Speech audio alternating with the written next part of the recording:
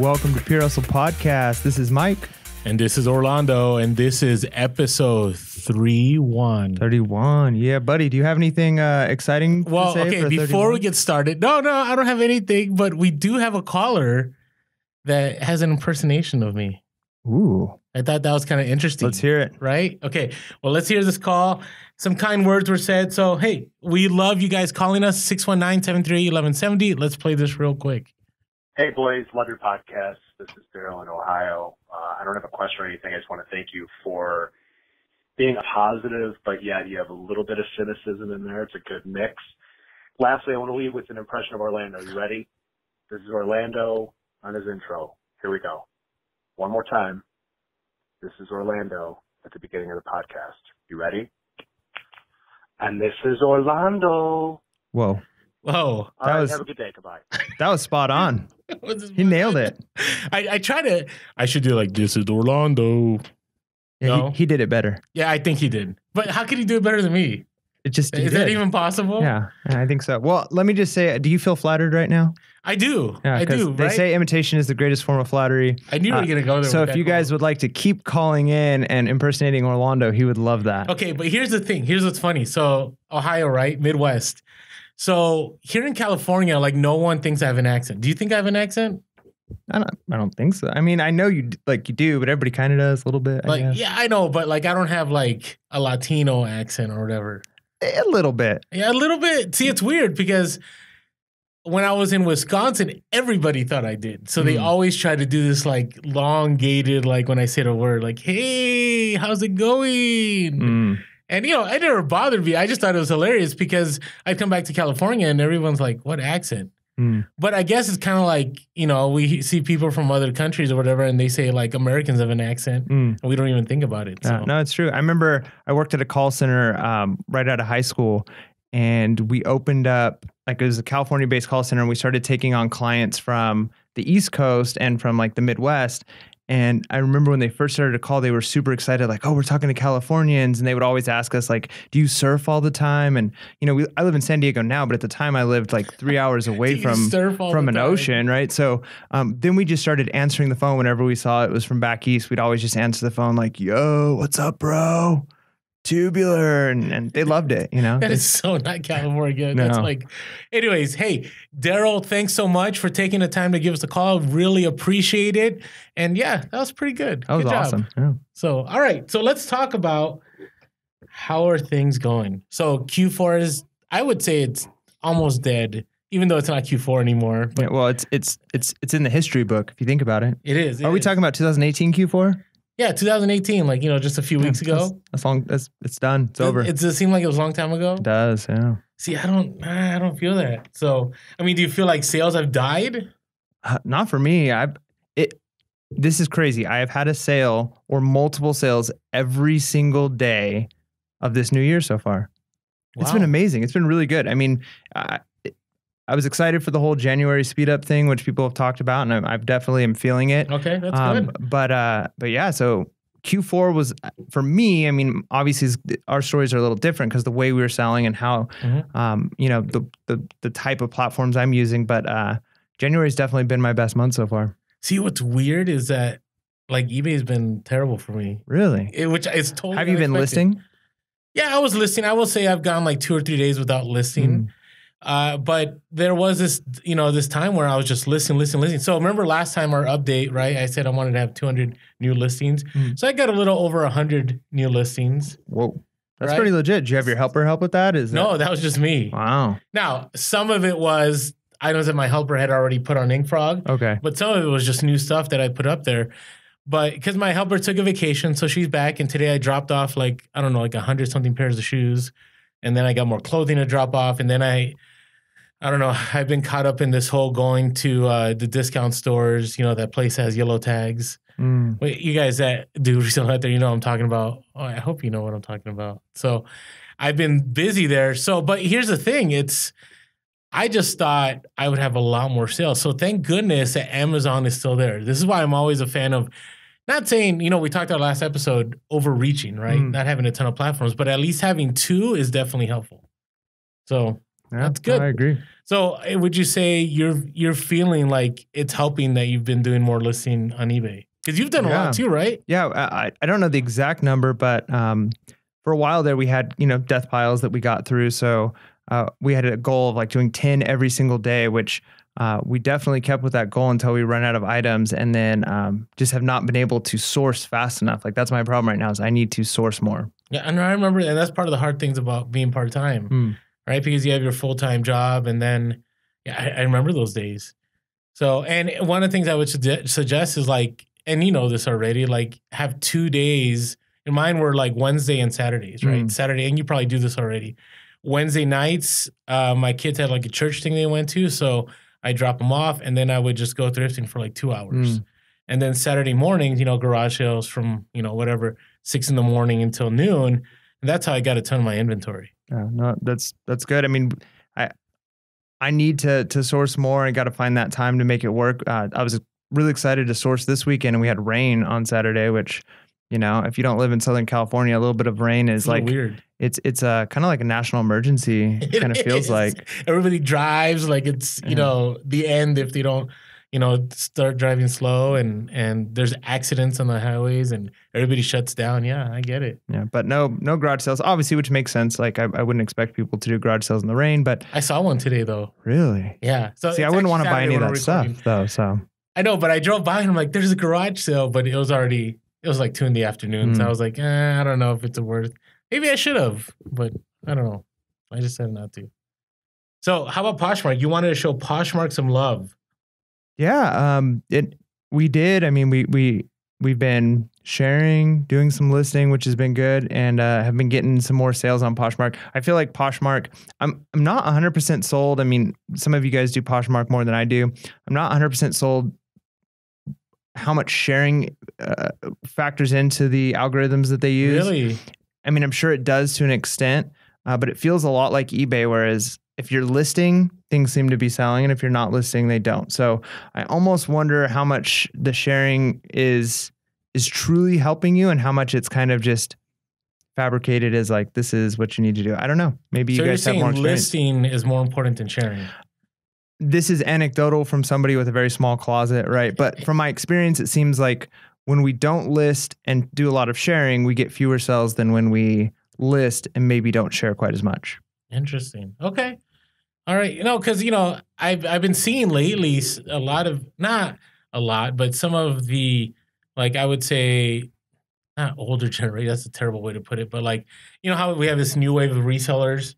So before the new wave resellers, I've seen some of their videos, and some of them are just saying like people are doing too much multiple platforms. That like they tried it themselves and they found that in the end it was just good to go back to just eBay and just keep doing the eBay thing because that worked for them. Right. And that's our thing always. Like whatever works for you and is making you the money, that's what you got to do. So if you stay one platform, that's good. If you stay 5, that's good. So I thought that was kind of interesting. I had watched some people over the weekend. I go, I get that. Because, again, we keep talking about social media. It seems like on social media, the thing to do right now is to be on multiple platforms. Right? Would you say?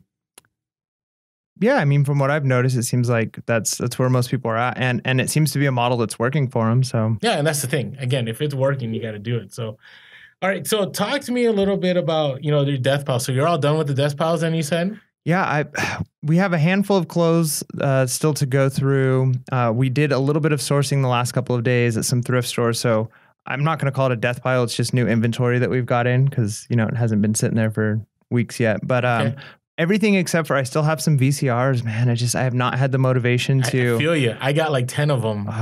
It's like the whole idea of like setting it up because the pictures, I mean, I want to make sure it's like I could show it in front of a TV, which means I got to like move it in front of my TV. I've got to test them, sometimes clean them up, clean them in the inside. And it's not fun. But the return on investment is incredible. Well, that's the thing. See, I don't sell VCRs on eBay. I sell them on Amazon, but I think it's kind of the same thing. The same amount of time you take pictures and listing, it's the same amount of time I would spend bubble wrapping, right? So I'm not looking forward to taking all those out. Then I got to grab a VHS tape. If I have a dual deck VHS tape and a DVD player, then I got to make sure the remote works. And after that, I got to pack it. I got to label it. And so I hear you. But you're right. I mean, think about it. If you have like 10 dual decks, you technically could have like $1,000 just sitting there that you haven't done anything with. So, okay. So maybe we should keep each other accountable this next week. What, post VCRs? Yeah. Well, they're selling. I know they're selling. It's just, man, that's work. And I guess I need to be disciplined and do it. Oh, the word of the year? Is that what it was? Yeah, it's my word of the year. Okay. Discipline. All right. Okay. It's a good one. All right. And then, you know, I don't know. Do you have certain goals where you want to be, like as far as listing, like a number goal? More. More, just more. Okay. Yeah. Who was the famous billionaire? Was it Rockefeller that they asked, how much more money do you need? And his response was just a little more. Maybe. Maybe that's my quote of the week. So, just a little more. Just a little more, right? Like, I think that's a good way of putting it. Like my ambitious nature says, as much as possible, and then a little bit more than that. Okay. So I don't know what that looks like over the course of a year. The 10 listings a day was working really well when I had the inventory, and now we've slowed down. So I think if I can find the balance between sourcing enough items and then listing, there might come a time when I just have to do like a full day, and I can hopefully source like a couple hundred items. You know, maybe not in one day, but over a couple of days, and then that'll keep me busy for. Did you just say source a couple hundred items over a couple of days? Is that unrealistic? That's awesome. No, if you could do it, do it. Yeah, I mean that's what I want. I mean, if it doesn't happen, I don't think it's unrealistic, but it takes. I mean, if you want to find quality stuff, you know what I mean? Right. So it's definitely doable because I was listening. Cindy from Amazing Taste, she tries to, and she's awesome by the way. If you guys haven't been following her, she tries to source like 50 items a day. Whoa. Right, and so I don't know if it's 7 days a week, but I find that's just tough. It's intense, especially when it's quality items, and then list them all that day. That's even more intense. Wow. Good for you. That's awesome. I know. I wish I could get at that level. That's definitely next level. So I get it. I have so much stuff right now. Like I can't even tell you. It's driving me crazy. Like my kitchen right now has probably like 300 to 400 items just sitting there. And so I definitely need to get. So I have no numerical goals. My goal is to get 156 more items listed by the next time we talk. So 156, and to compensate for the sale. So I want to get to about 1,500 items in my store. So I feel like if I get to 1,500 items, it'll be even better. So I don't know. I'm kind of concerned a little bit. Like I don't know what's causing the eBay slowdown these last few days. And you're like, what slowdown? No, I mean that's not encouraging for me to hear either.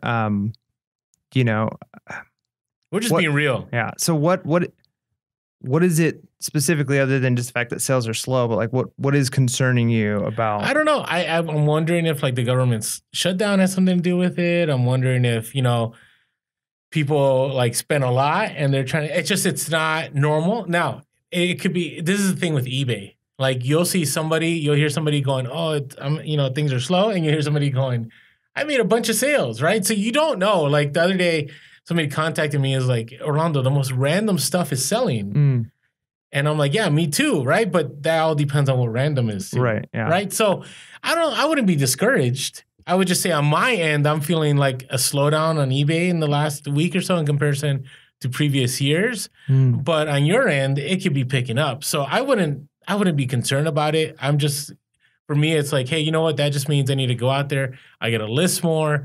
I don't have to source anymore. And I also got to, put a little more emphasis on Amazon because right now that's carrying, the finances right now. Nice. So that's where I'm at. Yeah, multiple platforms working for you. All two. Two is multiple. Two is multiple. All right, give me some random stories here. All right, so this one, I just thought of it because it happened yesterday. Went to a thrift store with my wife and my son. Decided to do a little bit of family sourcing. Okay. And my son is at the coolest age right now. So he's like 14 months old. Yeah, he's awesome. It's such a cool age. And he's like just like walking now. And so he's doing like the monkey walk with his arms up in the air and like belly out and almost falling, and it was really funny. I wish I would have got a picture or a video of it. At one point when we were in the thrift store, we were letting him walk around and he like started to crawl into like a bucket and was pulling items out, and it kind of just looked like he was hardcore treasure hunting. Like he's like looking for it. I'm like, man, he's already a reseller. But anyway, so I'm walking, and my wife is walking with my son, holding his hand. It's like she's got her finger out and he's holding her hand, and he's like walking, looking at stuff, pointing at things. And a gentleman that was in the store decided to give us some parenting advice. You realize you always call them gentlemen. Mm-hmm. Like, I'm trying to be polite. I know where this is going. Okay. I know where you're going to go with this, and I'm already feeling annoyed hearing what you're about to tell me. So you guys know what it's like. Everybody's got parenting advice. You know, they're like belly buttons, you know.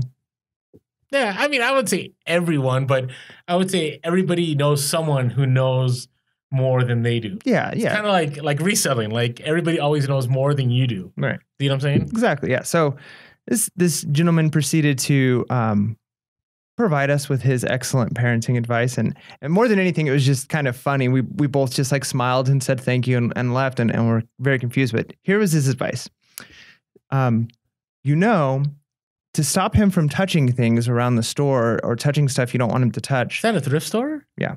What? You should get a rolled up piece of newspaper and smack his hand with it. Oh my. And just carry that around. And I just like looked at him. My wife looked at him and was like, thank you, sir. And then continued to walk away. And so we were both like, a rolled up newspaper? Like, he wasn't doing anything wrong. My son didn't break anything. Just rolled up and just. Yeah, like, do you mind if I practice on you really quick? Like, what does this look like? I want to make sure this is adjusted just right. You know, I had the same scenario. Like, I was at a Target. I was doing some RA. And my son, you know, he's a mischievous one at times. I hope I said that right. And he likes to just knock things off, like the end caps. So he's running and he started knocking towels off the end caps. And I went over there and I talked to him about it. And then this guy, he was an older gentleman, and he was in one of those carts that, you know, he couldn't walk a lot. And he goes, "That child is a juvenile delinquent." And I'm like, "Excuse me, sir?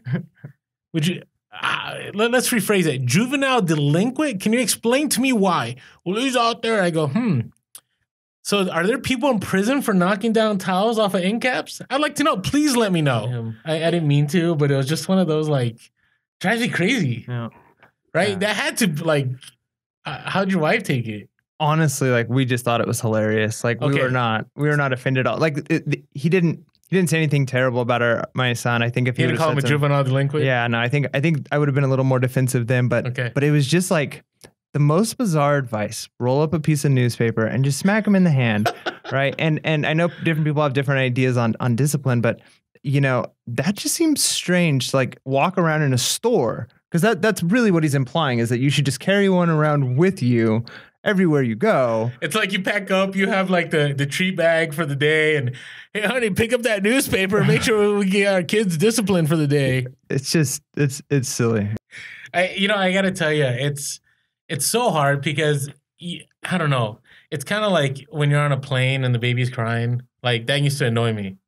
And then once I had kids, I'm like, oh, okay. I get it. I get it. You know what I mean? It's just, it's tough. And I'm all for, you know, like there's restaurants that are no kids allowed. Like, I get it, because you also want your peace and quiet, right? But man, we could go on and on. If this was like a parenting podcast, we could talk about this. Maybe that'll be Pure Hustle Podcast after hours. Pure Hustle Parenting. Pure Hustle Parenting. There you go. All right, we're not going to go there though. Okay. What about you? Got any interesting stories? Mine's is more, you know, resale related. Not that yours wasn't. You were in a thrift store, so the context was there. Yeah.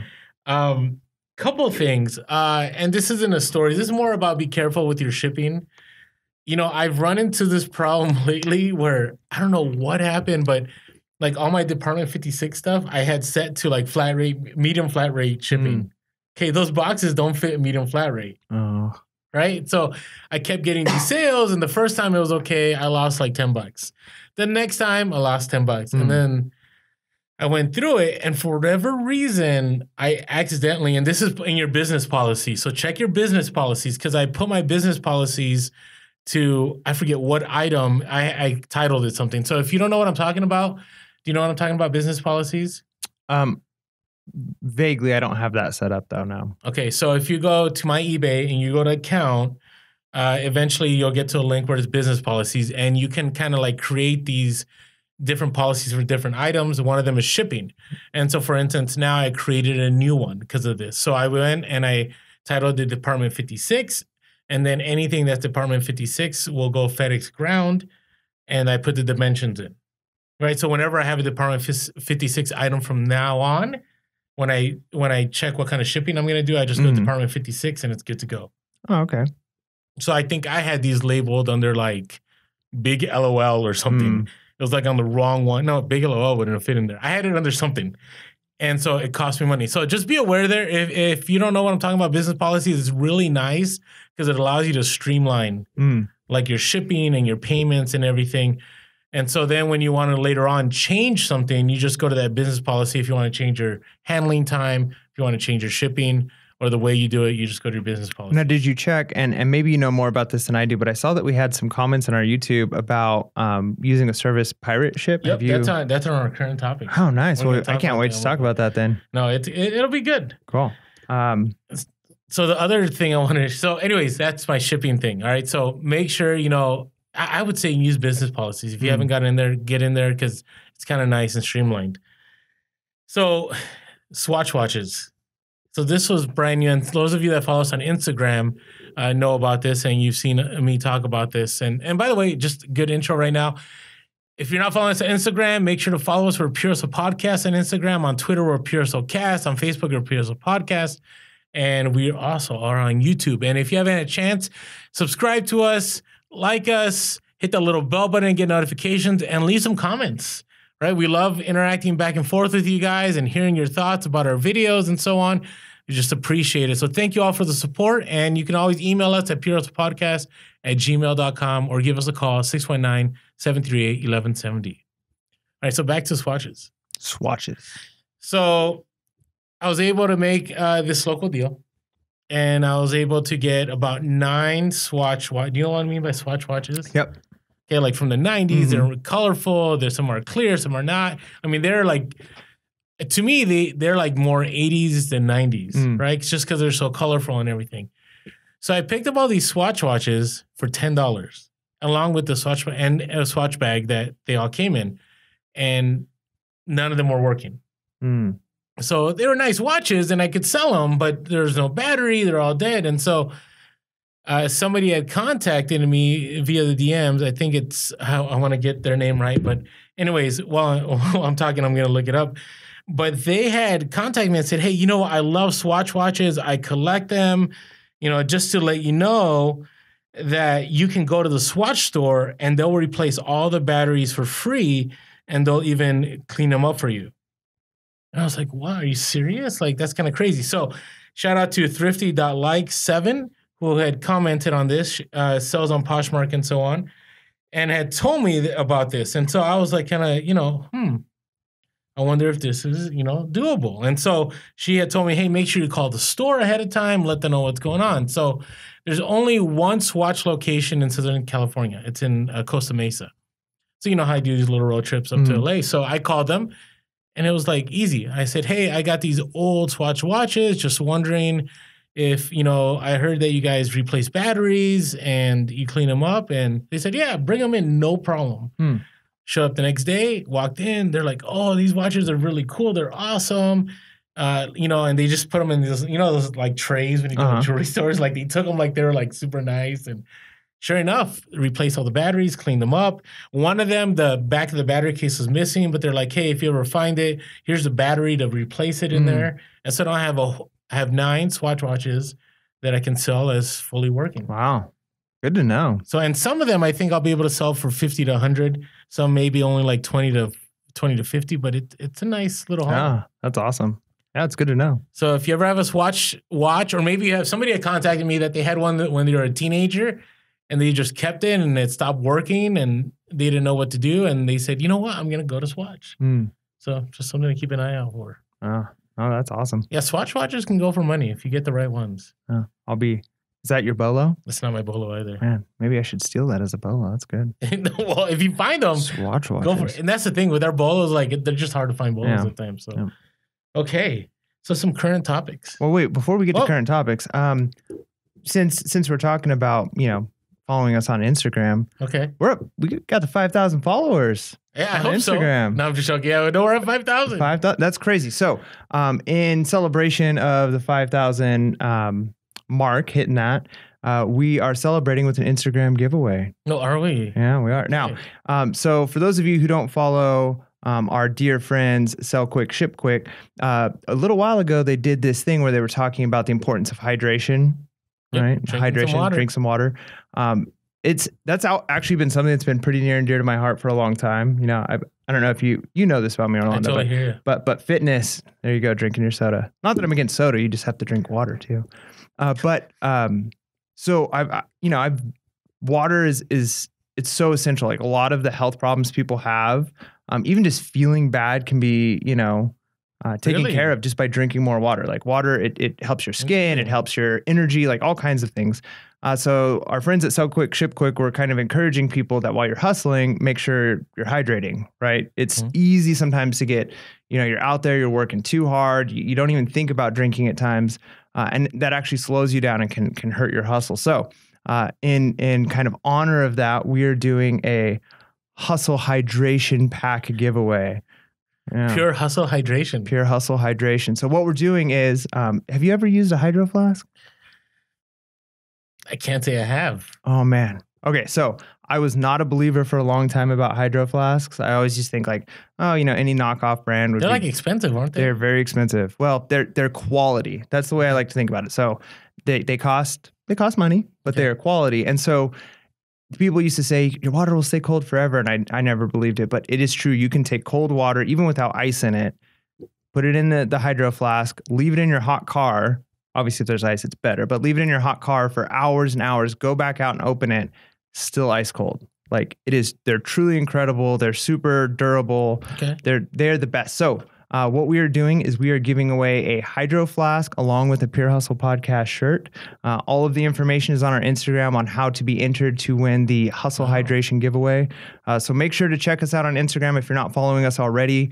And then, if you want to be entered to win that, make sure to check out our feed. You'll see the Hustle Hydration giveaway. And there'll be an outline of how to go about it. Yep, how to get entered into win. Yep. And so this is over a $50 value.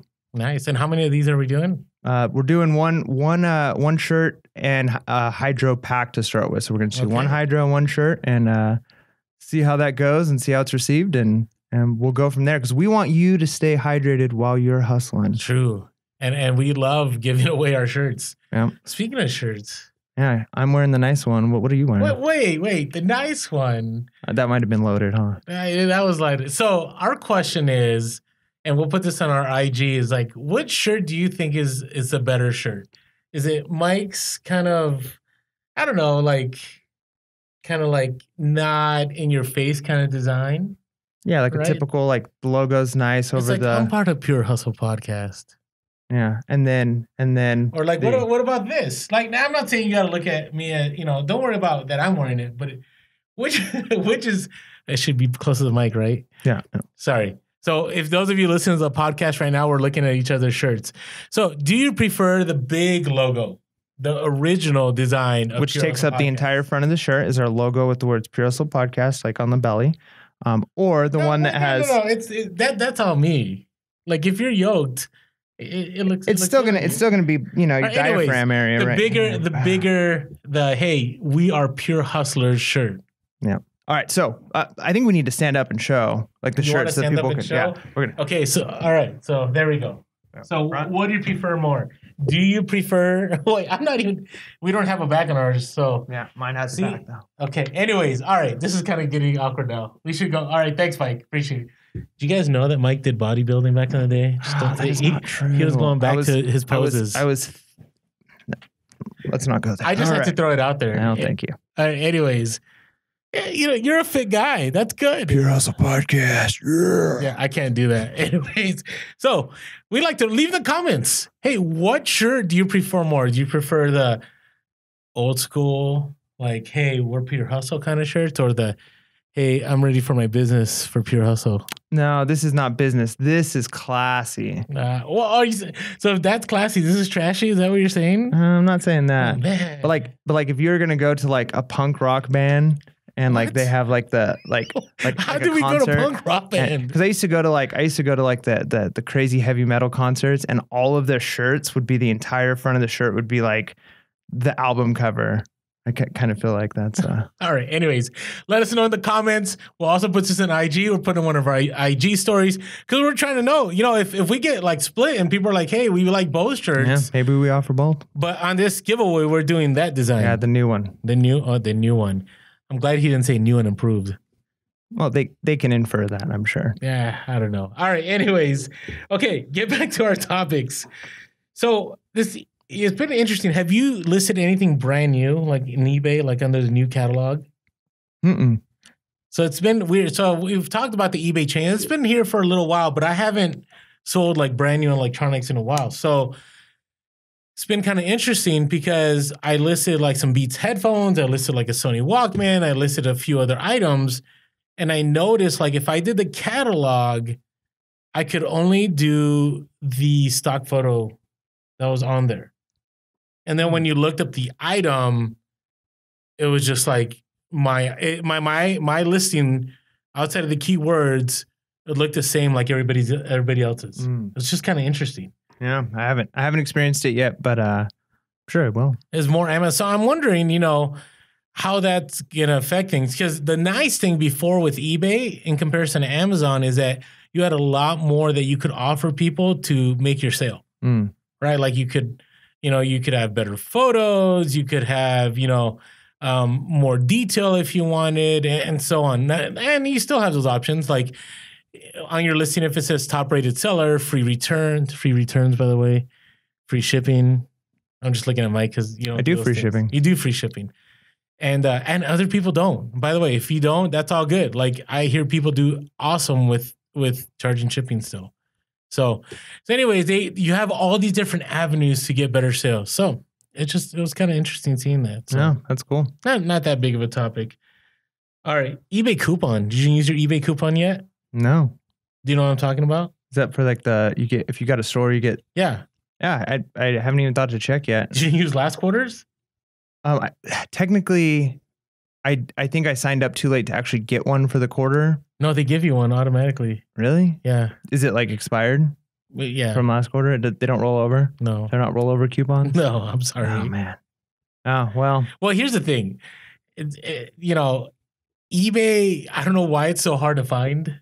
Like, there's actually somebody created a site, like, how do I find my eBay coupon? eBay is, I don't, what? maybe. No, we love eBay. I love eBay too, but maybe you're used to using the computer version of it. You've done it so long that it seems like it's second nature to you, but the platform is not very intuitive once you start getting into all of the like. The mobile? No, the mobile is very intuitive. Except you can't send invoices. Right. The desktop version though, when like, if I have a hard time finding my store sometimes, like, how do I find like my actual, not like my listed items, but like my technical store? You like just Google it and you can't find it? No. I'm not saying Google it. I'm saying like I'm on eBay and then I'm like, because there's like a my eBay and then there's like your profile and then there's this, but then you got to go to Seller Central. But I get that. Yeah, There's like, you have to click on like 13 things to find something. And if you didn't remember the right order and you get into like the different place and you're like, you get into these places that you're like, what is this? Like, I have no idea what this is. Not It looks like it's 1994 or something. They need to update, I think, to like the more sleek, minimalist look. Yeah. Well, you always hear like the less clicks, the better. Yep. Right? Because I remember when I was working at a school, like when I was part of it sounds weird, I was part of the website design team. And we always made it that everything had to be one click away. Like if it wasn't one click away, like it was too much. Yep. Right. But it's interesting. So the reason I say this is, if you haven't looked for your coupon, find your coupon. And what's really what do you weird, suggest we buy with it? Oh, that's what I was going to talk about next. That's a hard one. Here's what's funny. I still have my eBay hack tape. I still do. Have you used up the roll I gave you? I'm still working on one of the mini rolls you gave me. See, I'm wondering if it's worth buying the tape. Here's what I do with the tape. And I know you do it differently. Like you actually seal boxes with the tape. I seal boxes with regular clear tape because it's cheaper, right? And then I use the eBay tape as decoration to say, hey, this Amazon box that you're getting is actually eBay. So I only do like one strip on each. Wow. So it's more of a decorative piece on my boxes rather than a functional piece. How about with Poshmark? Poshmark, everything goes in very, very, very cute poly bags. Now, have you heard about, and you send things priority, have you heard that it's better to use priority USPS stuff? Like you put the cute poly bag in a priority envelope. Yeah, no, I have heard that. And I think part of that is the workers at USPS give priority to the priority, what are they called? The packages, right? Correct. I think that was So Quick Ship Quick that mentioned that to us. So again, thank you guys. Good talk friends about of them ours. a lot, but it's because Tiffany used to work in the post office, so She they're has the inside scoop. yeah, which is a big deal. Like, so if you're doing Poshmark, I know the packages look really nice, but if you want your stuff really taken care of, I guess you put in the priority, whatever it is, the padded envelope or the flat rate box, and they'll take better care of it, or they'll make sure it goes out there. I haven't had any issues anyways, but you never know. So as far as the store, it's weird. And if somebody knows what's happened, there used to be this box that I used to love that I used to get all the time, the 12 by 10 by 8 box. That was like an incredible box. Like I strongly recommend that box, but it's not there. On eBay anymore? On their shipping supply. I don't know what happened. I know some things like sell out and then they're gone, but this has been gone. Like I've tried the last 3 quarters to buy it and it's just gone. But I do like the 10 by 8 by 6. I'm gonna write that down real quick. And the reason I like the 10 by 8 by 6 is kind of tied into pirate ship, which I'm going to talk about pirate shipping in a little bit. It's pirate ship actually, but I'm going to talk about it because the 10 by 8 by Wait, you got a pirate ship? No, I don't know. I might have one to resell, like a small one, but I don't have a pirate ship. So what would you name your pirate ship? What, are we really going here? I don't know. The Pure Hustle something. I like it. Just because we need to keep it real and relevant and reselling. All right, so let's get into pirate ship a little bit as we're talking about this. So pirateship.com, and I take no credit for knowing anything about this. Actually, I heard this from the College Picker. Okay. So he was very big on this, and this is what pirate ship is. And a lot of you, thank you, those of you that commented on our last video. Letting us know like, hey, Orlando, you're losing money. You should do this. And I appreciate that because, we're a business. Yeah. So pirate ship, what they allow you to do is they allow you to use priority cubic shipping. So your shipping is based on the size of the box, not the weight. Okay. But there's a few things tied into that. It can only be so big. And it could only weigh so much. Okay. Right. So I think and don't give me, don't 100% quote me. We could all research it. But I think it can't be over 20 pounds and it can't be like a massive box. Okay. But the box that really works well with it, from what I'm hearing from multiple sources, is the 10 by 8 by 6. Okay. Right. So, because you always have these awkward like items that like they could fit in a flat rate, but it may be cheaper to put in a 10 by 8 by 6, right? Or I sell like one of the boxes I like to use from the eBay supplies for shoes, especially when I sell shoes in California, and I know I'm going to be changing this, but what I always sell shoes in is a medium flat rate box, right? Because it's easy. Like I don't got to think about it. Remember you talk about the anxiety you get, right? It's just easy. Well, people have commented that if you do pirate ship, it's even better. So one of the boxes I use is 12 by 6 by 6. Because most of my shoes aren't over size 11. Right. Right. So it's easy. I just put them in there. And especially in California, I end up saving money. But if you use pirate ship, right, it'll save you even more money. Have you had a chance to use it yet? I have not. So you just kind of looked at some of the rates. Yeah, I haven't had a chance to use it yet either, but I'm really excited to. I'm just bringing this up as a current topic because it's what people have been using. And well, I think the best thing to do is the next time we go to ship something and you got an extra minute or two is see what the cost is buying it through eBay, and see what the cost is through pirate ship, which is a free program. So you really have nothing to lose signing up for it and at least seeing like, this is what it's going to cost me to send the item. And we're not sponsored by pirate ship, by the way. No, but you can if you want pirate ship if you're listening. Yeah, please sponsor us. #pirate ship. We will sponsor you, or you can sponsor us. We'll talk about eye patches. Yeah. Yeah. Not joking. We'll name our pirate ship after you. All right. Anyways, okay. So, and I just wanted to bring this up just because I really was thankful for the people that, were real with us in the last comments in the YouTube video, like saying, hey, check out pirate ship because, on a small scale, you're like, oh, it's just a couple bucks. I don't have to deal with it. But on a bigger scale, if you have, 200 transactions that you could have saved $2 on or $4 on or whatever, I mean, we're talking about serious money. Yep, that's bottom line. So that's all that matters, right? Bottom line. Bottom line. So anyways, check out Pirate Ship. I'm going to start using it. I'm hoping some eBay sales kick in that I have to use it with. Yeah. And then we can go down that road. Okay, so that's kind of some of the things, I like the boxes. And I know a lot of people, like going to dumpsters or you like going to Walmart. The reason I buy the boxes is because of the time I save. Like the boxes, I have the 8x6x4s, which like I can sell cologne in, I can sell ties in, I can ship ties in, I can ship smaller items. The 12x6x6 work well for shoes for me. The 10x8x6, it's kind of like anything that fits in there, you can use Pirate Ship with and other items. So if you have any ideas, let us know in the comments. Like, what are your preferred eBay items? We'd love to hear. So, you got any questions? I don't. Do you have any questions? I don't know. You know what? The one thing I do like, I like the air jackets that are in there. I don't know how big they are, but the biggest air jacket they have, they're like the padded envelopes, but they're, they're not poly mailers, they're air jackets. So they're bubble wrap inside. And they're just nice. I mean, you get 100 for, I can't remember, 40 or 50 bucks. And I put all my clothes in there because I don't worry about anything getting snagged. Yeah. That's true. And hey, maybe let us know in the comments or send us something on Instagram. Let us know what you spend your coupon on. Like, what are the number one items you purchase from eBay for shipping? What do you find the most useful? Because maybe there's something we're missing that, we could be using. Yeah. I mean, there's some things on there like, I'm like, I don't know. Like, I don't know. I'm not going to say which ones, but there are some that are more like decorative pieces. So I'm not. Do you do thank you cards, by the way? Only on Posh.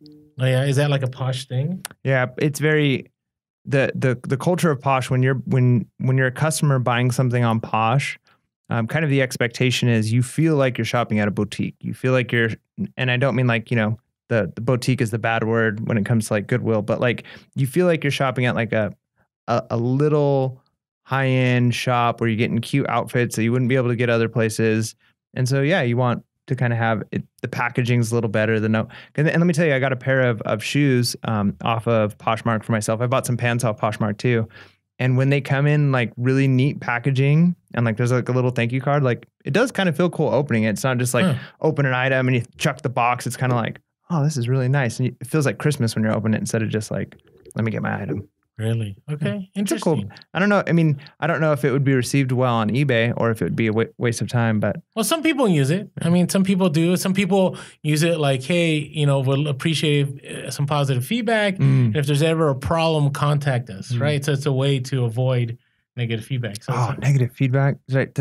I'm sure you've got a million negative feedback stories, but I've had quite a few threats for negative feedback out of nowhere from customers. Okay, recently. give me one. I'd like to hear one. So we got one. Not that I'm cheering you on. I just want to see what happened. Okay, here's one that stands out to me that happened the other day. We sold a pair of ski boots, which we were excited to sell, which not only had the measurement on the boot size, but also like the actual measurements of the boot, like American, European measurements, how many centimeters, like all of it was in there. So we send these boots, the person buys it, and then we get a message back, and the message reads something to this effect. Hello, I purchased these boots from you, and I cannot get my foot to fit inside of it. I would like to let you keep your 100% feedback. I see that you don't accept free returns. You need to take this back, or I will be leaving negative feedback.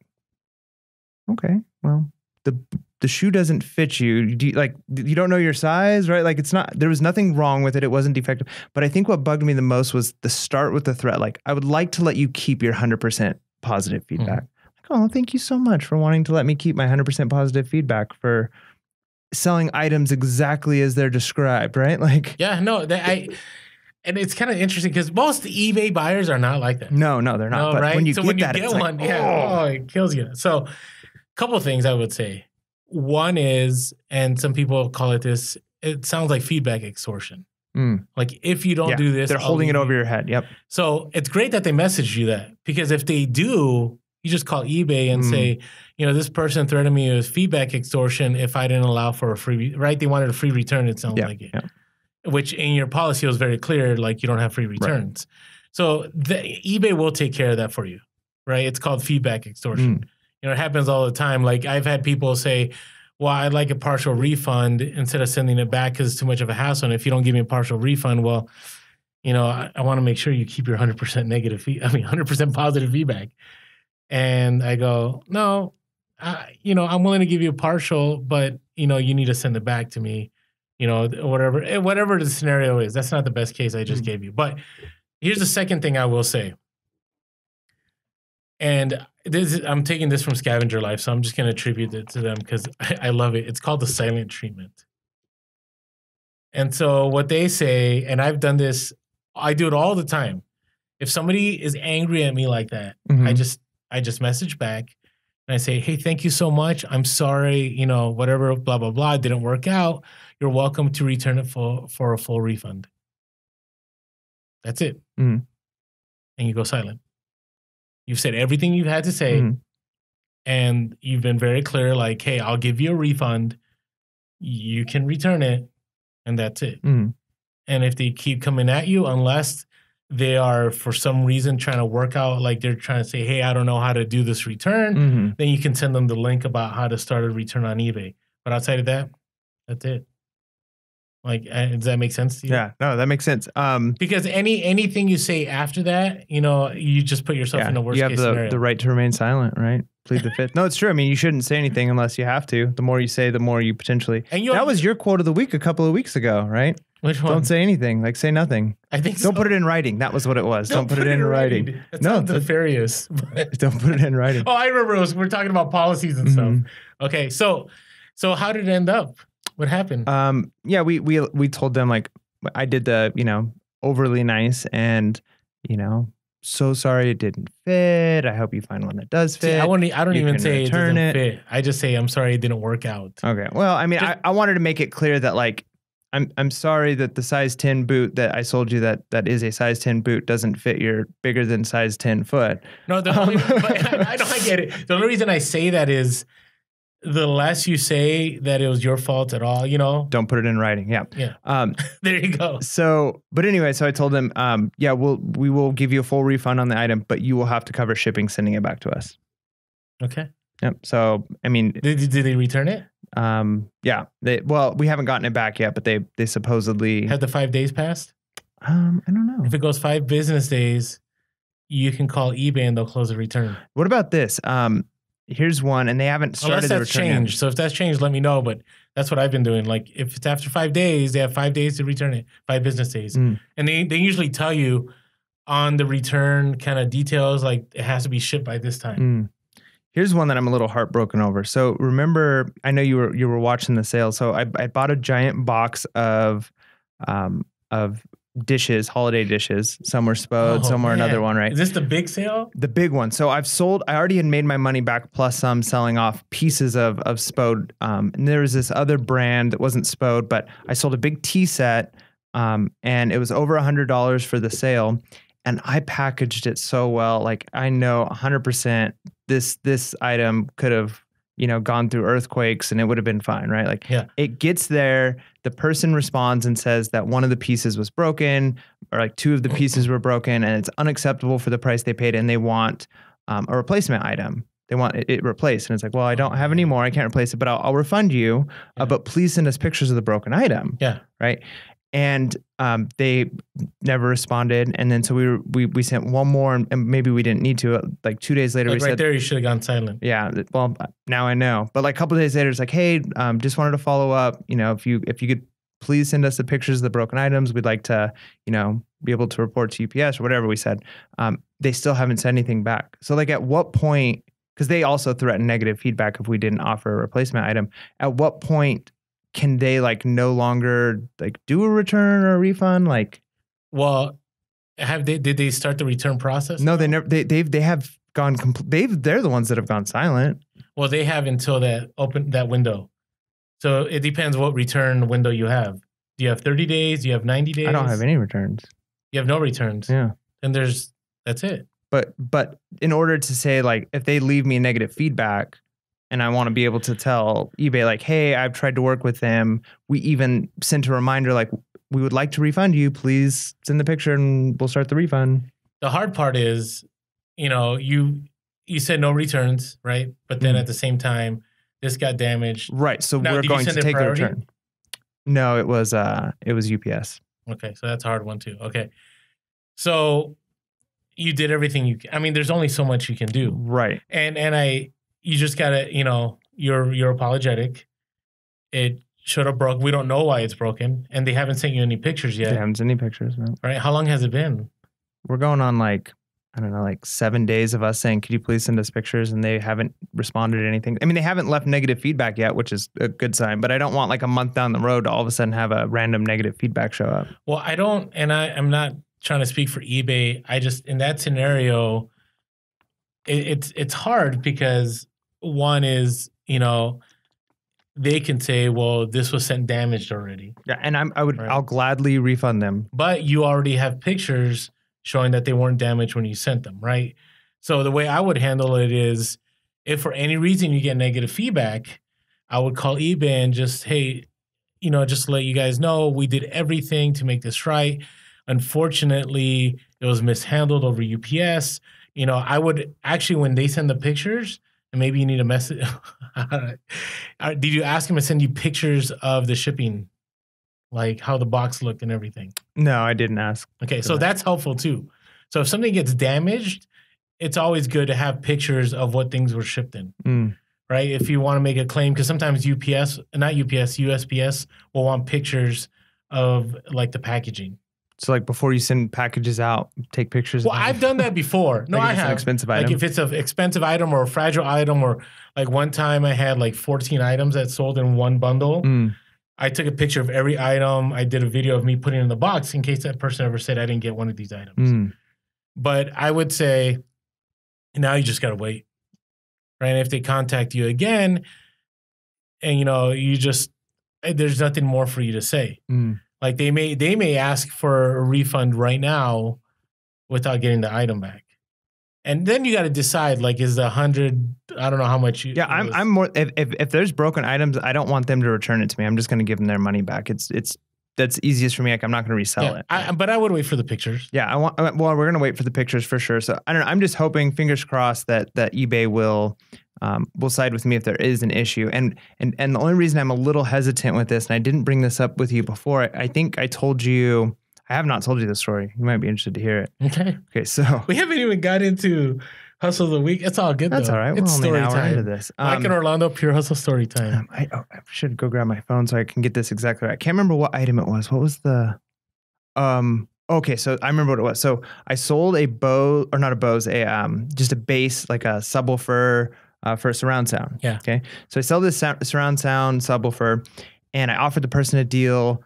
They were really excited about getting it at the price they got it for. So I sent it to them. They opened up a case because it never got to them. I told you that part, right? I think we talked about it on the episode. So it never got to them. But the tracking showed that the tracking showed it was delivered. Okay. So they opened up a case. We did the whole thing with we worked with them. They were super nice to us. And all of a sudden, when they left us negative feedback, it was their whole story changed, and it was all our fault. Even though we had multiple messages from them saying like, we know this isn't your fault. This it should. It happens. So anyways, they opened a case against us with eBay for us to refund the item, right? And eBay was looking through it. We're like, oh, this is no problem. And we even contacted UPS. UPS sent us all the confirmation saying that they had. Yeah. eBay sided with the customer. Really? So we immediately were like, no, this is not right, right? So we opened up a counterclaim. Within like 15 minutes of opening up the counterclaim, they reversed their decision, but they had already refunded him from our PayPal. They're like, we have sided with him. I just wonder if eBay was just trying to see if you'd notice. I mean, it's so strange. Yeah, they sided with the customer, and then we sent the counterclaim. And I think they messed up. Like, I think once they reviewed all the information, they were like, oh, we messed up. We need to make this right. So they removed the negative feedback and they paid us back into our PayPal. So I don't know if they let the customer keep money too, if they just ate the cost of that, or if they told the customer like, congratulations, here's your refund. Oops, we messed up. We're taking your refund back. eBay will pay out both parties. Really? They'll eat the cost on that? They'll eat the cost of it. Yeah. Because in the end, it's you always eBay, and I agree. You always want buyers to have a positive experience because you don't want them ever to go, I'm not going to buy on eBay anymore. Right? Because every buyer is potentially a lifetime buyer if they get, good items. But man, that feeling of like they sided with the customer. The injustice. It was so wrong. Okay. All right. I'll share one more story related to this. But before I do, so with the first scenario, just to recap, just wait. And then if silent treatment. And then if they ask for it again, say, hey, I would love to, but I need you to send me the pictures, and don't say it because you need it for the only reason I would say you would tell them that you need it for is I need the pictures to be able to make a claim with UPS. So could you please take a picture of the items and the shipping items that were available? And then when they send you the pictures, I would I don't know. I'm more of like, it's the cost of doing business. And just refund them and move on. Yeah, no, I'm totally fine with that. But if they do leave you negative feedback, then you can call eBay and say, hey, eBay, I did everything. I offered the return. I even refunded them the money. Most likely, eBay will remove the negative feedback. So, all right. This one's a crazy one. So, this was my first year. I sold this shirt this was before, I want to say it was before global shipping or right around that time. Some guy in Germany. I sold a shirt that was a short sleeve shirt. I had pictures of it being short sleeve shirts. Okay. I can already kind of tell where this is going. Right. It sounds crazy. And so on my listing, I didn't say short sleeve shirt. I just said, I used keywords for the shirt, what the size was, and so on. And then that's it. So I got a negative feedback and INED, so item not as described, for the shirt not being a long sleeve shirt. Oh, jeez. And I'm like, what? So I contacted, and it was a negative feedback. It was an INED, but it was a negative feedback. So, okay. Those of you that have been reselling for a while, remember the days of defects? Remember when eBay used to give you defects that counted against you? Okay, you probably don't remember this, but there was a certain point in time that you had to hit a certain number, and if you had certain defects, like you could lose your top-rated seller. So they weren't even negative feedback. So people could leave you positive feedback, but they could leave you a defect and this like rating scale. So, this is a big deal.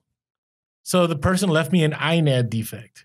So I contact eBay, and I'm like, hey, listen, there were pictures that the shirt was a short sleeve shirt. eBay said, you didn't put it in your description or in the listing that it was a long sleeve. No, wait, that it was a short sleeve shirt. The person was expecting a long sleeve shirt.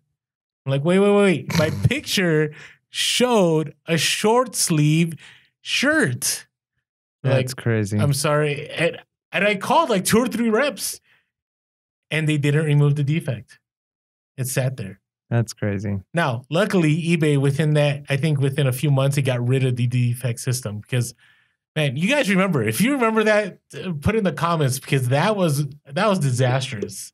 Like, I'm so glad they got rid of it because now eBay is very good about letting the buyer and the seller handle things without getting eBay involved. Yeah, which is kind of how it probably should be. I know. And obviously, eBay figured that out and they solved that. But so I feel you. Like, I got that injustice because there's nothing. Kind of like okay, we're going to keep going on. Should we keep going on or end it here? Just one more and then we'll move on. This is one of our random story segments is just dealing with negative feedback and weird customer situations. Okay, so something to be aware about Amazon is Amazon isn't as forgiving as eBay. So this toy sold, I put this on IG, you saw this in the story very, very briefly. And on Christmas Eve, this poor child opened up their gift and it wasn't the right item that the person ordered from FBA. Is it a mistake you made? No. And it was an item, I actually had a label on there. It wasn't like a commingled item. It was the right item. And so this person left me negative feedback and said the wrong item was shipped out. It was a terrible Christmas Eve, blah, blah, blah, blah.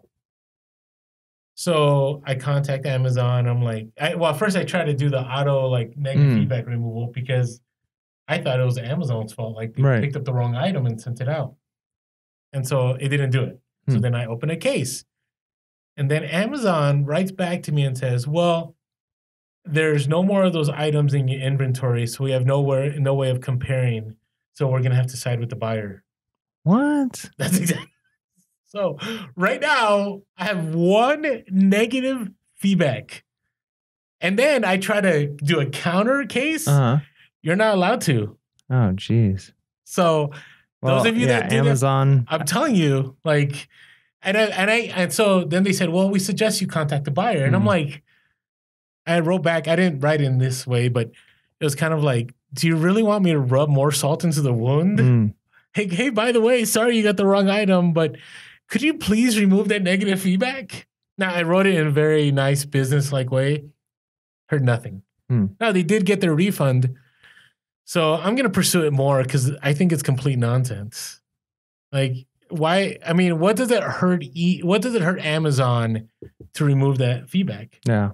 Right? If I've had 100% for years, what's going to hurt Amazon? Anyways, are we ranting? Yeah. This is the Pure Hustle Podcast rant. I think we're going from real to rant. So we need to. No, we need to get back. This is real. This is real. Okay. Anyways, be careful about negative feedback. That's right. All right, but we got some exciting news.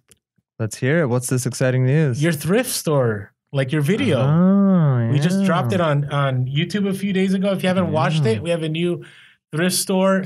And I think you changed the title. You made it kind of like, when's the right time to go to a thrift store? Yeah. I think that's a good title. Yeah. Well, I mean, obviously you don't get grand openings and reopenings every day, but man, when you can get to one, it's huge. Fire. It really is. Am I using that in the correct term? Yeah. It's fire. Yeah. I'm the old guy. I don't know how to say those things right. To make sure I'm cool and there hip. You go. So like our TikToks that we've been doing. Yeah. TikTok. Anyways, if you follow us on Instagram, you'll know what we're talking about. Yeah. Hit or miss. This has been Mike's thing. I didn't even know. I knew about TikTok, but I didn't know it was like the thing. Yeah. Well. So anyways, okay.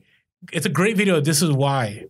It is so true. When new thrift stores open, they throw everything they can at that store. Yeah, it's like I kind of want to say I don't want to say it's like a casino, but it's kind of like a casino, and I feel like they let you win a little bit to get you hooked.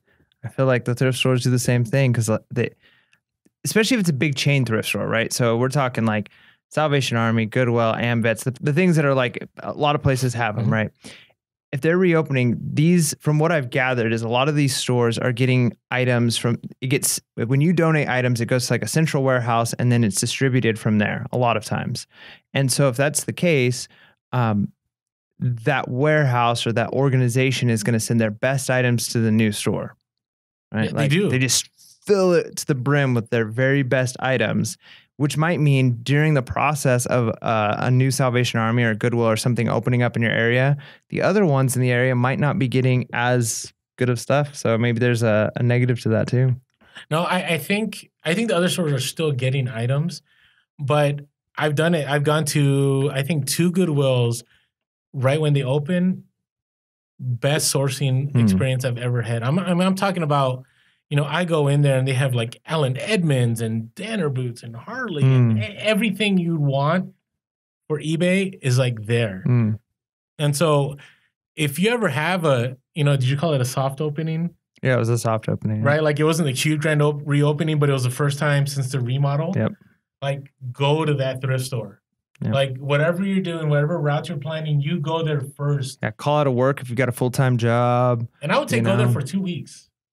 Like every other day, because they're going to keep filling that store because they want people coming back. Like it's that hook. Well, you went that day, and the next day, did you see my haul from the next day? It wasn't as great, right? No, it was awesome. Oh, was it?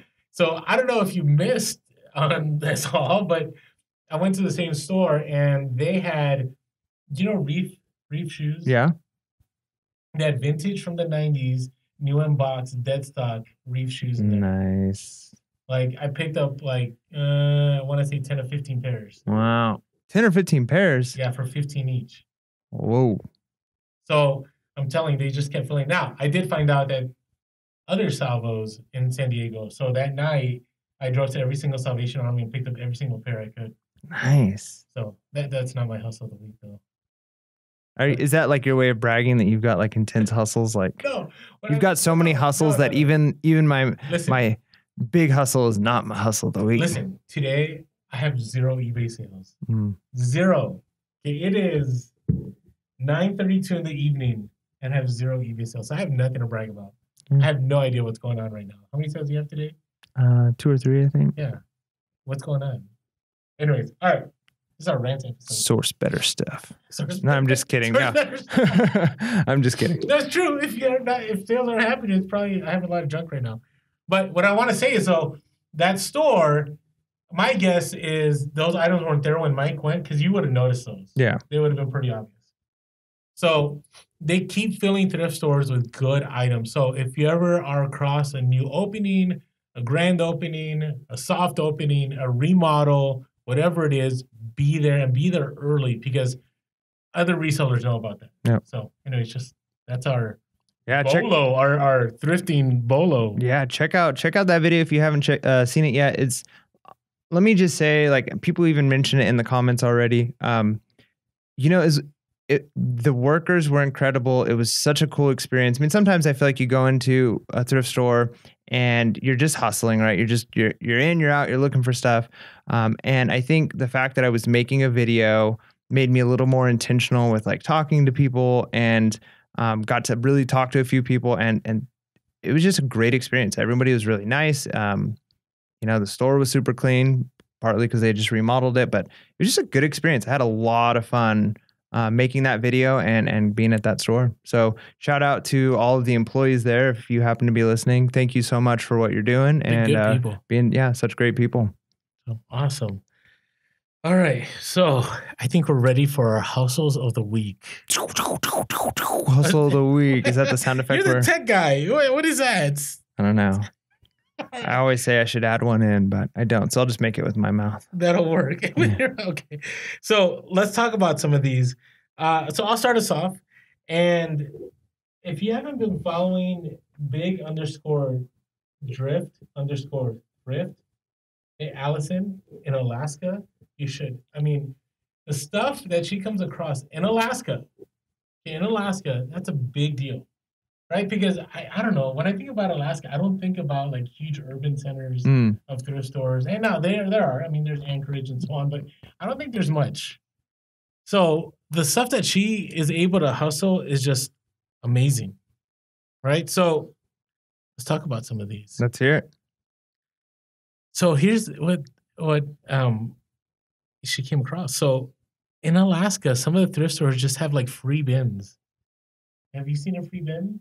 I have never seen a free bin. And I think it would be, but I think if there was a free bin at a thrift store here, I don't even know if it would be worth. I mean, I'd look at it, but I think we're reseller heavy in San Diego. Yeah. I really do. I think we're more reseller heavy than in Los Angeles.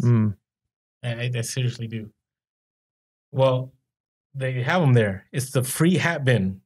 And within this free hat bin, okay, there were a bunch of mesh trucker snapback hats.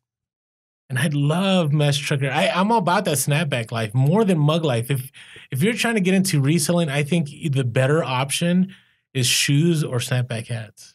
I really do. Hashtag snapback life. Snapback life. Or snap life or whatever you want to hashtag it. I think it's hashtag snapback life. Snapback. So big thrift.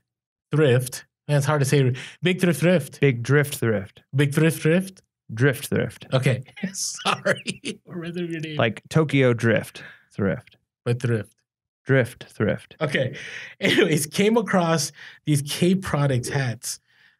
Now this is a free bin, by the way. And there's more hats to go. These aren't all the hats.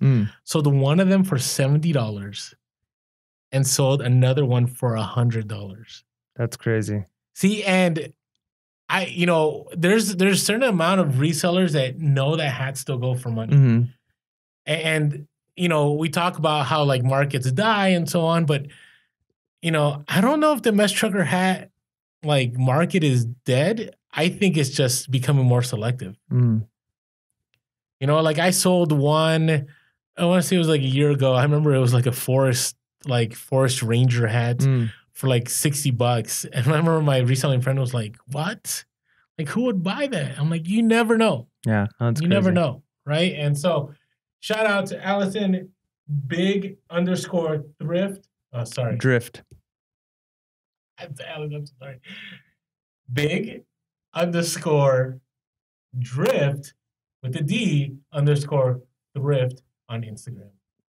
Good finds. And I don't even know what the ROI is when you get something for free. It's the percentage. Like, but there's no percentage. Like there's no investment, so there's no return on investment. I get it. Well, it's awesome. That's all I can say. So keep on looking for those hats. Yeah, that's awesome. Have you found like your Apple hat? My Apple hat was man, that was something else.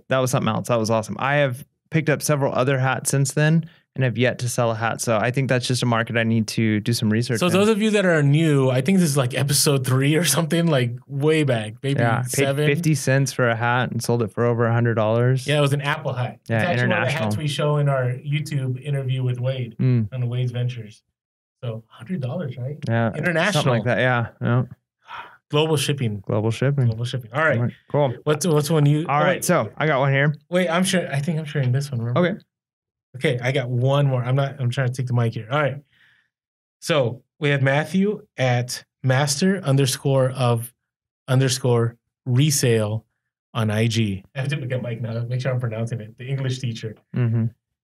So he came across some solid state drives. What are those, Mike? Explain those real quick. So on a computer, you've got 2 different types of hard drives, as it were. You've got a spinning hard drive disk where there's literally a disk inside that spins. You can kind of hear it in your computer if it's in your computer when it's starting up. Yeah, and that's where all the information is stored.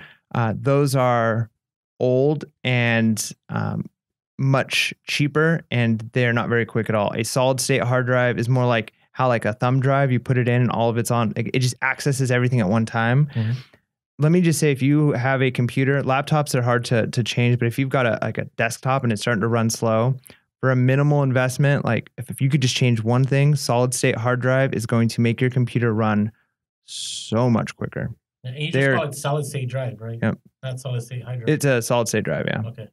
Yeah, it is a hard drive, but it's just not a disk drive. Oh, but Mike, you recommended me one, and I did, and it was awesome. Yeah. This is just not for my MacBook, but one I got for my son, and it's been awesome. Yeah. So here's a tech tip. I mean, some of you guys, if you're reselling, you're probably at some point or another using a computer, right? So speed is important.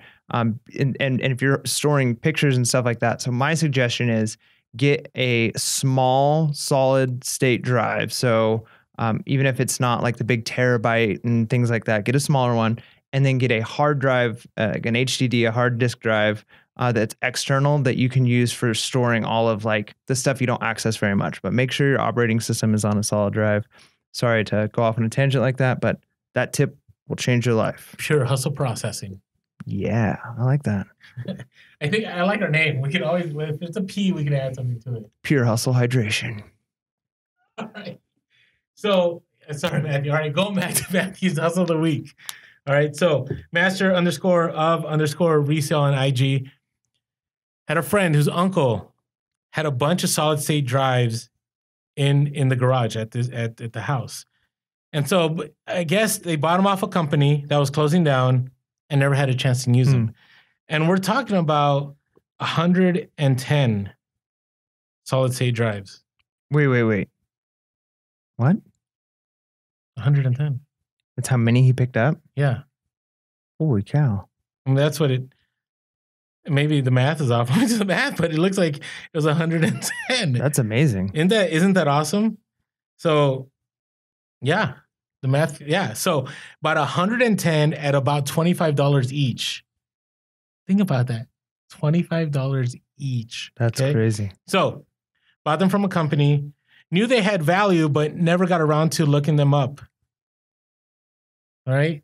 Again, we always, it's that story, right? You go to garage sales and somebody goes, well, I can just list it on eBay. And you're just like, okay, yeah, go for it, right?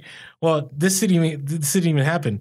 So his friend, who was a nephew of his uncle, wanted them but knew that, they couldn't get it. So anyways, long story short, went to his house, offered to buy them all, paid $2,700 for all the solid state drives.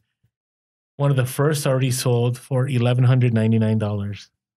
Wait, what? Yeah. That's crazy. Is that like crazy? Yeah. Is my numbers off? I don't know. That sounds intense. That's awesome now. Okay. Well, here, I'll show you the picture. Right? I'm not off. It's $1,199. We're looking at the picture right now. What the? That's amazing. All right. And it sold for that? Yeah. Wow. Man, if that's accurate, if you pulled off that kind of money. Is that hustle of the year? Let me just say, at Master of Resale, your name is correct. You are the Master of Resale. Yes, that is. You are the Master. I shall call you Master from now on. Good job. I am your humble servant. That is incredible. So I'm just shocked. So Master _of_ resale. Yeah. I kind of feel bad because whenever people put hustle of the week, I put that's definitely a hustle of the week contender.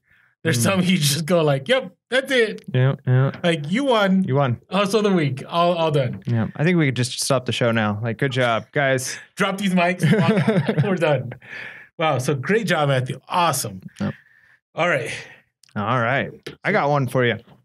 All right. So I actually had a chance to meet this guy. So this is Mike at the IG handle is at vintage.games.plus. Super cool guy. Ran into him at a garage sale one time. Yeah, you talked about it a few podcasts ago. And he actually was one of our hustles of the week, like in the early podcast days back in July. He's an OG listener. That's awesome. Episode 4 or 5 or something like that. Yeah. So, but it was really neat running into him. And if you're not following at vintage.games.plus, he sells a ton of awesome games. Check out his Instagram. Awesome video games like Nintendo, Sega, Neo Geo, like all that stuff. Yeah, stuff you just don't see other places. He's got it. So check him out. So anyways, he's doing research for garage sale that he's going out to, probably looking up Craigslist, that kind of stuff, right?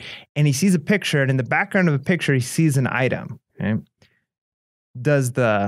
Let me pull this item up. Let's zoom in, doing the finger pinch thing, right? Zooming in. Trying to, can you read the label on that?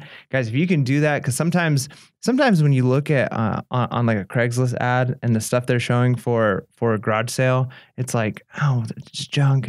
But then you see that thing in the corner. Yeah, it's like pieces of furniture. You're like, I don't deal in furniture. And then in the corner, you're like, ooh. So anyways, that's what he does. He sees this thing. And so he gets up early, like super early, 4:45. That's hustle status right there. That's Mike hustle status. Did I tell you I'm getting up at 3:45 now? No. I even get tired of hearing that. That's my new time. 3:45? 3:45. Yeah. What time do you go to sleep? My goal is to be asleep by 9:45. So I get 6 hours of sleep. Which my nights means, just started at 9:45. Yeah, see, I just do the opposite, Wow. But anyways, I'm sorry, Mike, to interrupt your hustle there. Mike is sorry to interrupt you, Mike. Mike, I'm sorry to interrupt you. Coming from Mike here, this is like super meta. So, anyways, he goes and he buys this item for $5. It is a Magnavox DVD recorder VCR. So this is one of those items where you get a VCR, put your tape in, and actually can record it onto a DVD, which is super awesome. I mean, a lot of people have, home videos they want to put on DVD. So these are hot items, and they're not easy to find. Right? Like if you're just to look up, like there's services that'll do this for you, but not very many that actually are the unit. So he picks one up for $5, and he sells it for $830 on Amazon.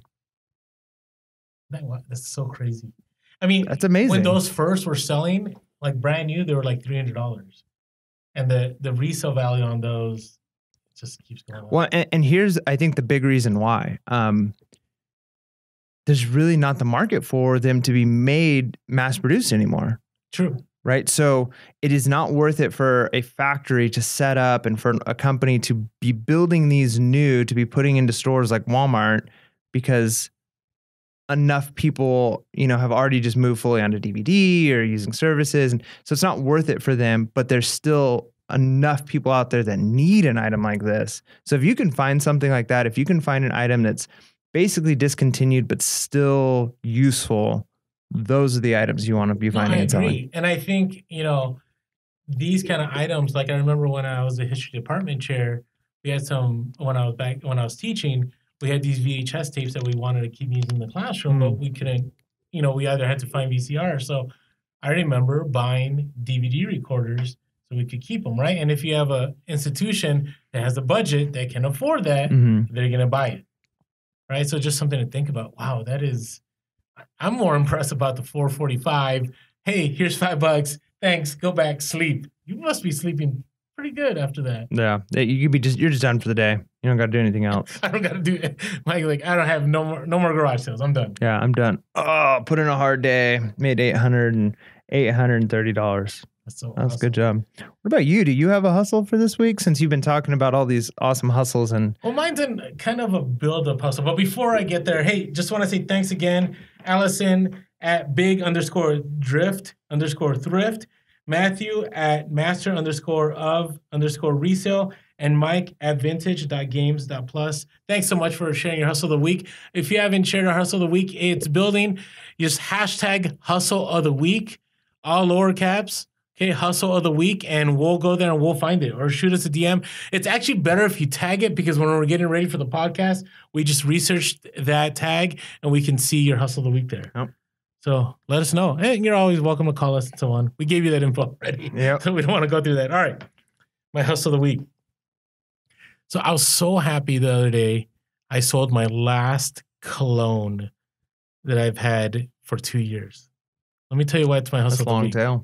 It was long tail. So 2 years ago, and this was a big deal for me. Now I'm not a baller or anything, but dropping $400 isn't as ouch like it used to be. I remember when I first started reselling, dropping over $20 was a big deal, and then it was dropping $100. Now then it's like $400. So I was at an AMVETS. So AMVETS is our thrift store here where they provide funds to help veterans of different wars, and so they get items from all over. So they picked up a ton of cologne and perfume from this trailer truck auction. And one of them was a Costco truck or something.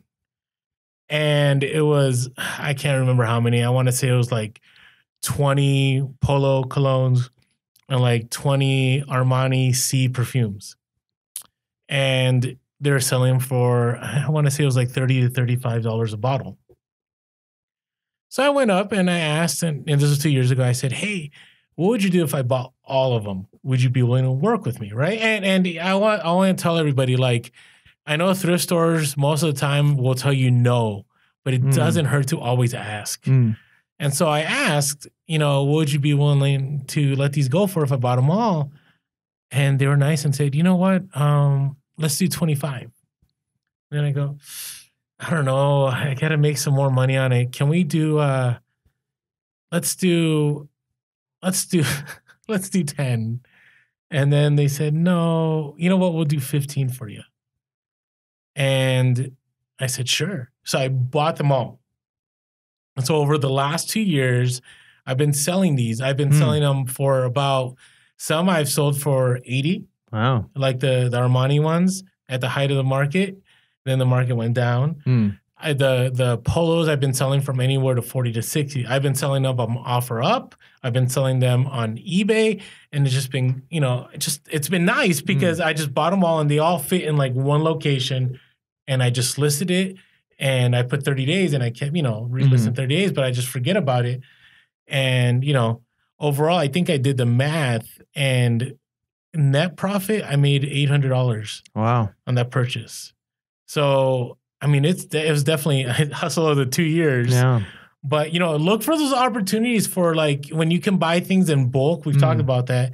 And it's just one listing, and you have the opportunity to do local and do it on eBay. Yeah. Well, that's great. So that was my hustle of the week. Yeah, that's awesome. So Good job, man. Okay. So for me, I feel like I'm always giving my hustle to somebody else, but remember I gave the one to the guy who found that Harley.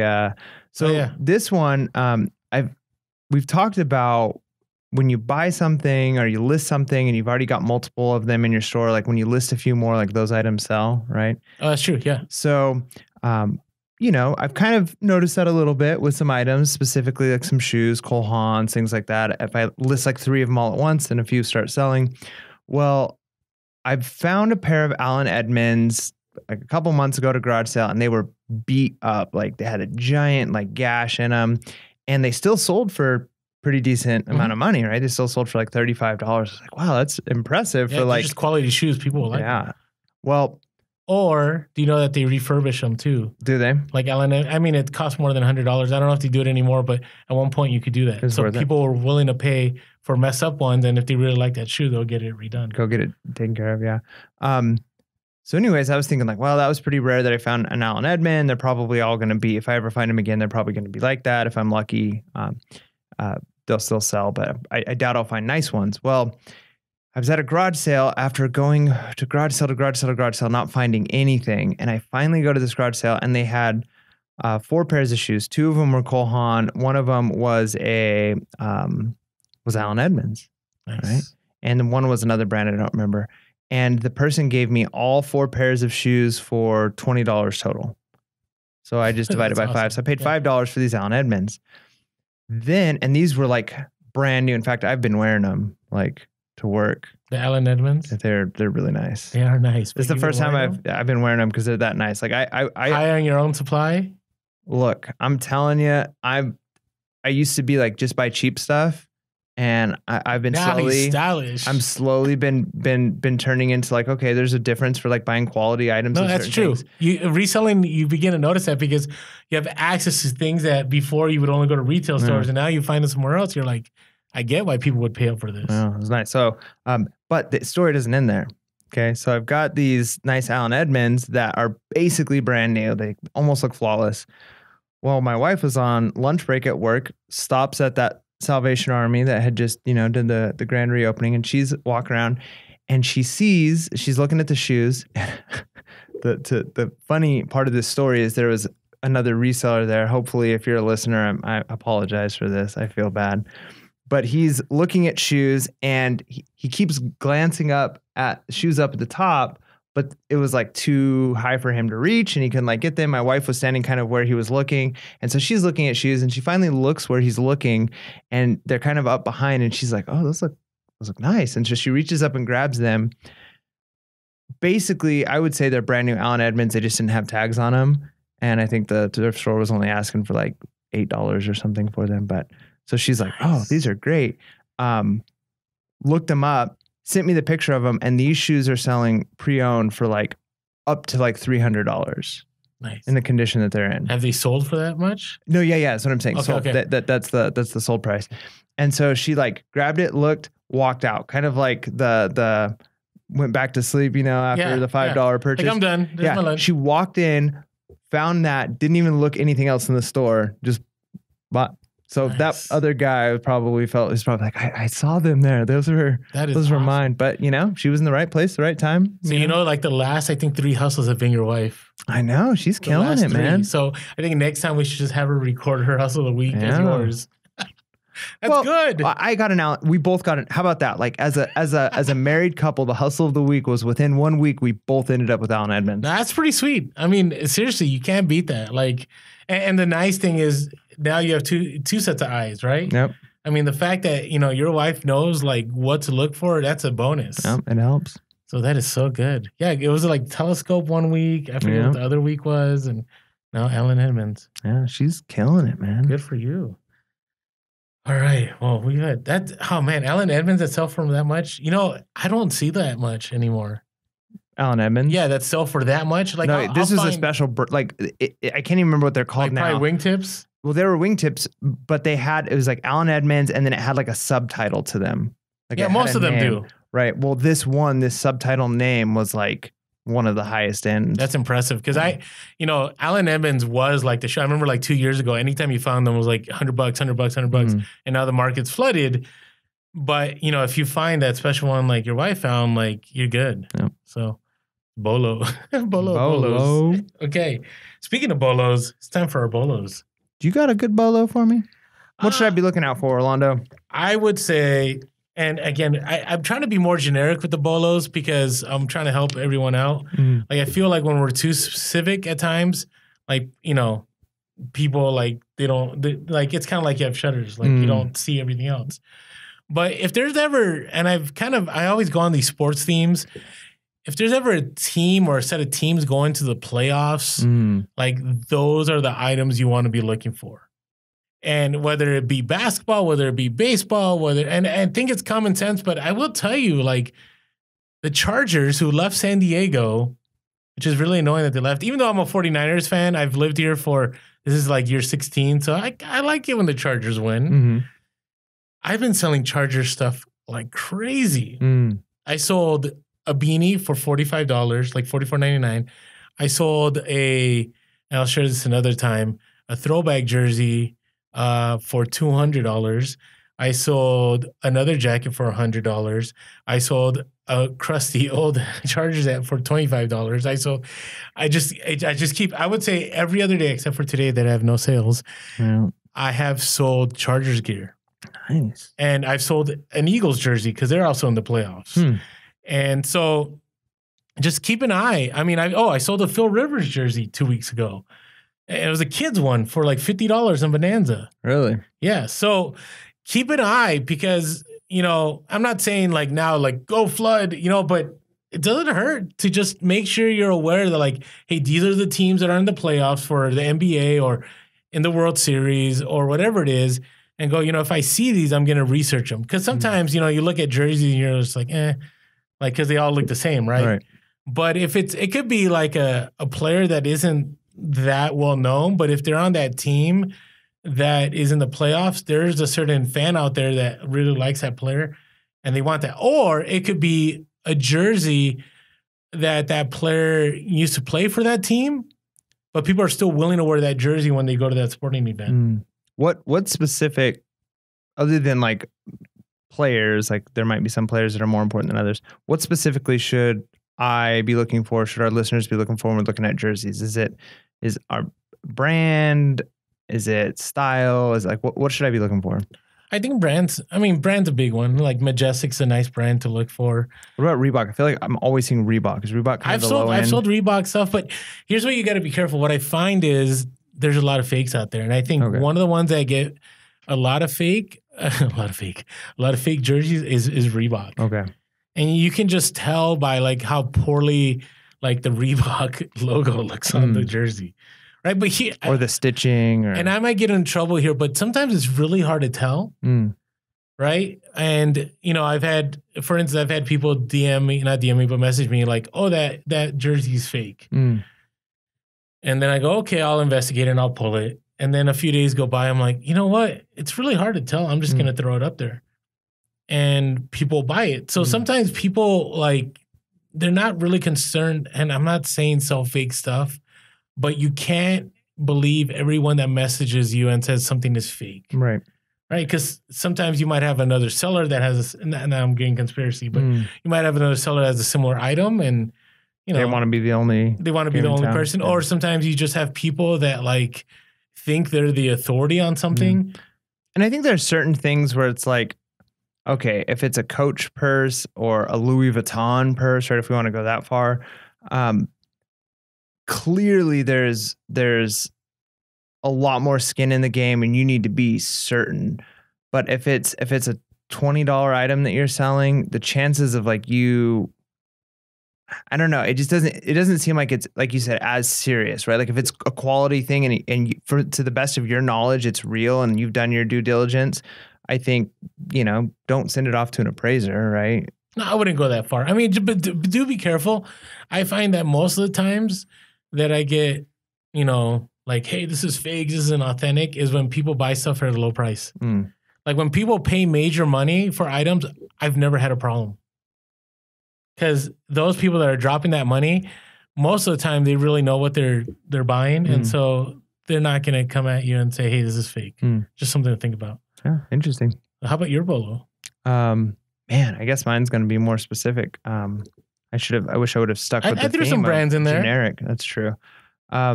So maybe last update episode, my bolo was just fitness stuff, right? Okay. Which is good because I've picked up some nice fitness stuff for Amazon. So let me tell you a story. Okay. Have you heard of a a fitness tool or a piece of equipment called TRX? No. Okay, so it's like they're just like straps. They're like canvas, like tie downs. Like imagine you use to like strap something on the back of your truck. Okay. Right? It's kind of like that with a handle on it. Okay. And they're very expensive. Really? Very trendy. They were trendy for a while. I don't know if they're as big now. I have only found them twice, but both times I found them, or the only time I found them was on the same day, 2 different garage sales. That's so wild. Yeah. And so I picked up both pairs, and they both sold within a week of posting them. And they sell for a lot of money, even used. They sell for... How much did you buy them for? I paid $5 for one and $40 for another. Okay. And the one that I paid $40 for was a nicer one. So like workout bands. They're not bands. It's the thing is it's like a canvas strap. Like imagine like the yellow tie downs, like the ratchet. Yeah. It's like that with a handle at the end, and you just like hook it to your like either a beam in your garage or to a door, and you use the handles, and there's like 2 of them, and like you can pull yourself, and it's like the most minimalistic piece of workout equipment. But if you were to go online and type in TRX, and gyms have whole TRX systems set up where people can use the straps. They sell new for a couple of $100s and used for up to like 150, anywhere from like 75 to 150, depending on which model you're selling. Wow. So yeah, if you see that, I mean, it's a simple piece of equipment that's very difficult to damage. So it's not like you have to worry about, and it's small. It goes into like a box or a bag and easy to ship. So like you could do cubic priority.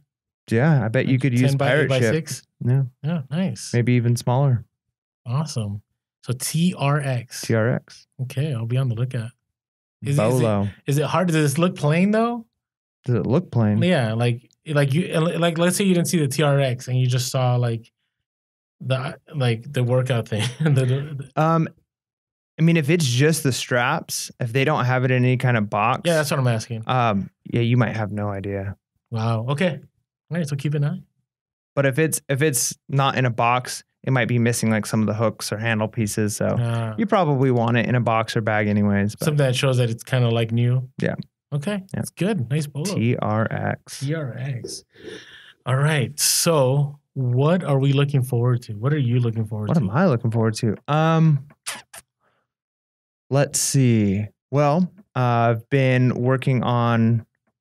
You asked me earlier about how Q4 went. Well, we had a bunch of items that was taking up space in our garage that is out now, and so we are reorganizing and revamping our inventory process, where every item that we post once a week, we sit down and go through those items and make sure that in the custom SKU box, which we've talked about in the past, is all the information we need on not only how to find it, but like reference number that we have connected to an Excel sheet, which includes the data of what the receipt is, how much the item was purchased for, where it's located, like all of the information. And so I think I'm kind of a data person, and I'm excited to kind of see, once I get this thing fully running, which items are bringing in the most profit, which items are bringing in the least profit. I think that data is going to be pretty powerful. Nice. So you'll be able to, through Excel, make some charts and graphs. Yeah. That's so awesome. What about you? What are you looking forward to? Well, I'm not as technical as you.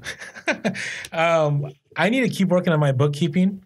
The only upside to the government shutdown I can see right now is that it doesn't seem that the IRS is going to be ready for everybody because they're not working right now. So I feel like it's giving me some more time to get myself ready. Now, I do want to be ready by April 15 because last year I filed in October. And I don't want to just file on April 15. Like, I want to have everything in order. Right. So I know how much to pay on April 15 because I'm going to be paying. Like, bottom line, if you're a reseller, like, you're always paying. If you're full-time, right, you have those estimated payments, right? So there's one coming up on the 15th of this January. And estimated payments are like, what are your taxes most likely going to be, right? Because you don't have an employer paying into your paying all your Medicare. Yeah. So if you're fully self-employed. So that's probably what you have to do. So I got to do some of that because now I'm definitely having to think that way for next year, right? Because now I am, half of the year I was working last year and this half I'm not. And then the other part of it is I need to reorganize my inventory.